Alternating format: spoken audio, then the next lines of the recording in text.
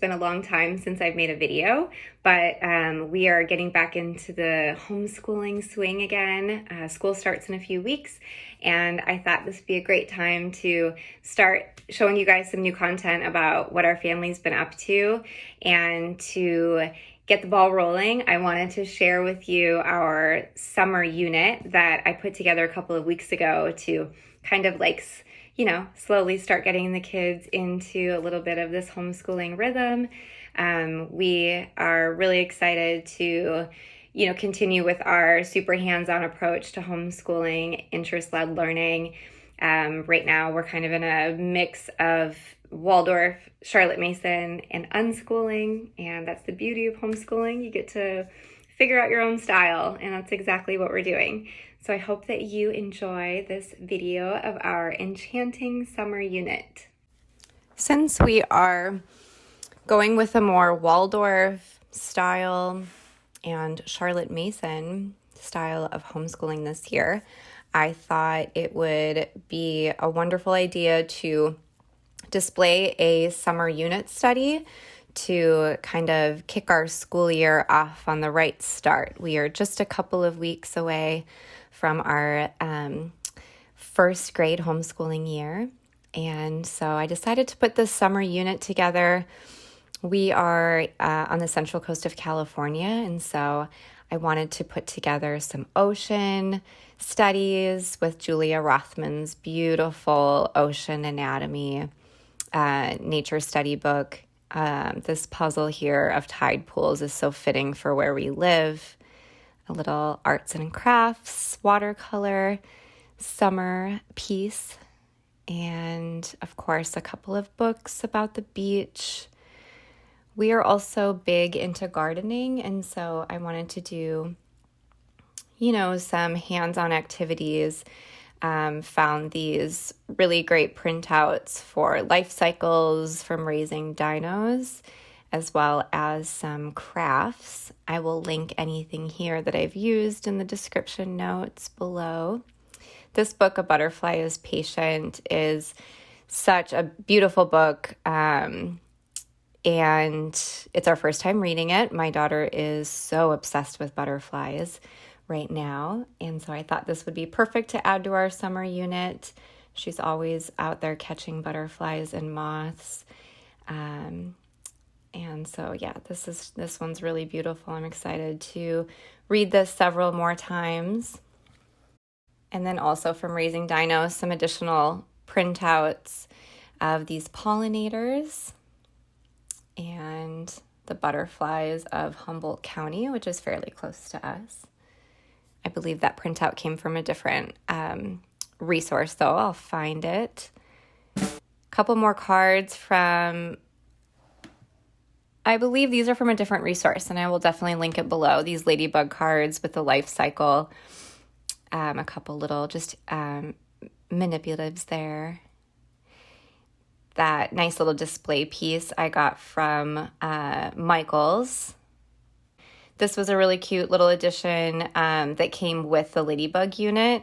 This just, nice piece of art, and then, to put a little magnifying glass there to find the ladybug on the flowers. And then this is our cup of caterpillars that we just got from Insect Lore. So these are babies, and we are so excited to watch them form their chrysalides. I don't know if I'm saying it right. And then eventually to feed them and set them free. In our garden unit, oh my gosh, these flowers. I need to replace those. Just continuing our garden unit down on this other shelf. We just got this flower press, and we got it off Amazon. I will link the company as well. It's really cute. It's a mini flower press, but you can put about maybe 4 layers of flowers in there. So we're just trying it for the first time. And these were a really cool resource, I believe from Hearth Magic. I'll double check. I printed out these, little tree branches, kind of more of a spring theme, I guess, but I think it still suits for summer. printed these out on cardstock, and they're a cool thing to bring on our nature studies. And then I believe also from Raising Dinos, this was a part of the garden unit. This was a game that my son really liked, my 3-year-old, of kind of, matching the circles to the plant, bug, or, vegetable in with like close up. I know he really liked that one. Pretty cute.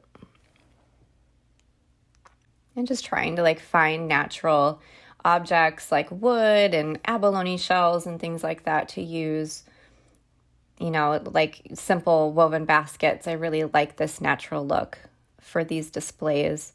These were just some flashcards also from Raising Dinos. It was just little tidbits of information.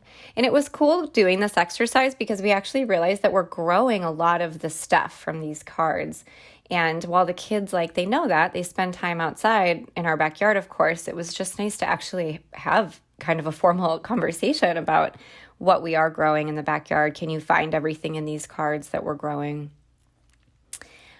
And then several books that I'll show you guys. This one was cute. Bees, kind of where they start from, where they go, how they alert the hive of when they find, a new place with new life and flowers, and how they do their little dance to pass on the message was really cool. And then I got this cool book display on Amazon. I believe it's actually for dishes, but it holds the books really well. I got a couple of them. I also got one for our nature study cart. And a little weather activity book. But most of these are all summary books, Swirl by Swirl. First time we read that was really fun to read. This is my daughter's favorite book right now. She's got a big fairy obsession. And this book is just so dreamy and full of these beautiful illustrations and, just a lovely representation of fairies and this, sort of magical role that they play within nature.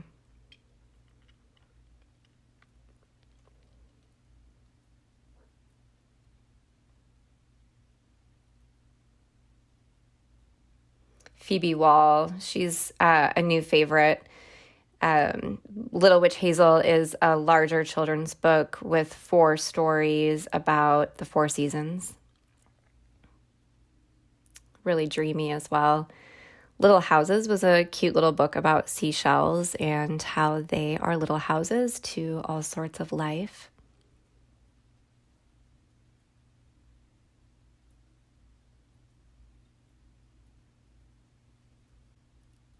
And then, of course, we've got some books on bugs, just a fun flip through. None of this has been formal in any sense. We are gradually, kind of getting into more of a homeschool routine starting, this year. Kindergarten was very much unschooled. And so now we're really trying to have a little bit more intention, but I'm still leaving it up to the kids to explore at their whim. These books by Jim LaMarche, one is by Jim LaMarche, the other one is illustrated by Jim LaMarche, were just so beautiful, really representative of a true childhood. And then from, I believe, that same ladybug study came this really cute poem, just lovely, beautiful poem about summertime. Book about life seems very fitting.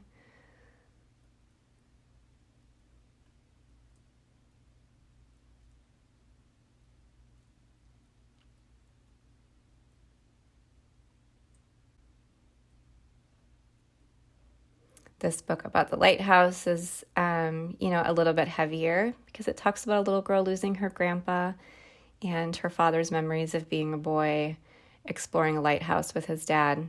I'm really enjoying these, what Charlotte Mason would call living books. Yeah, I'm loving like the very real illustrations, the very real stories, and then they just spark so much more conversation. And this book about these fairies is so beautiful, as you can see, and it's a lot of poetry, a lot of rhyming, and obviously so much about nature and specifically flowers. So that is the summer unit. I had a lot of fun putting this together, making it as enchanting as I could, with a little bit of decoration here and there. I want it to be a space that the kids are drawn to and wanting to explore at their own pace. And I'm excited to keep going. Stay tuned.